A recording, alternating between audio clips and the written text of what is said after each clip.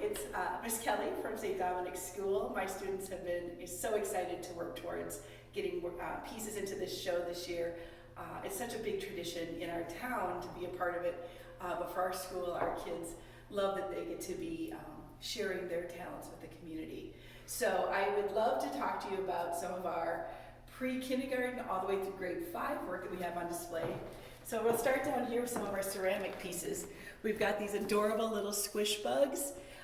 These were created by adding texture to their backs, by having kids step on a ball of clay. So if you look carefully at their backs, you'll see there's the pattern of their shoe incorporated in. And then their little feet are actually tracings of their fingers. So they really got their hands into this piece. And then hanging above them is a first grade project of portraiture. Our students use mirrors to look at their features and then try to match the glazes with their actual features. I think they turn out super cute and adorable.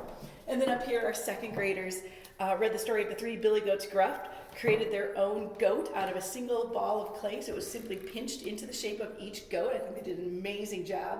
And then we looked at Monet's water lilies and bridges paintings as inspiration to make our own little bridge backgrounds. Coming over here to our wall of 2D work, we've got a couple of really cool pieces. We've got some Egyptian art, of course, and kids love that each time we do it, we get to use real papyrus from Egypt. Our kids in 5th grade worked on drawing from real life, making a still life of fruits using pastels and really trying to layer the colors to get some depth. We then cut out their best samples of that, created this still life, and this piece was actually selected for our Catholic School Center of Excellence talent show for art, and so was this piece by Stephanie in 4th grade. Her watercolor of birches also made that show, so I was semi-finalist, both of them. So that was pretty exciting. Last 2 things I want to talk about that are super fun are our portraits up at the top. Those are Modigliani inspired, and he was an Italian artist that tended to elongate necks and heads.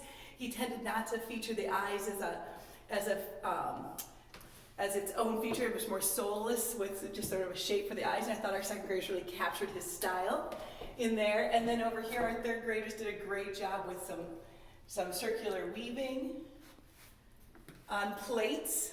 So they had to learn how to make their own loom and then had to learn how to add colors in and to weave. Those are pretty fun. And then, of course, our totems are super cool because they're actually our kids' names that have designs incorporated into them. So it's so much fun. I get to create art with preschool all the way through grade 5 at our elementary level. We do a lot of things in our cultural studies, artist studies, and then just personal art that's inspired by them. So it's just a joy to get to share this with the community.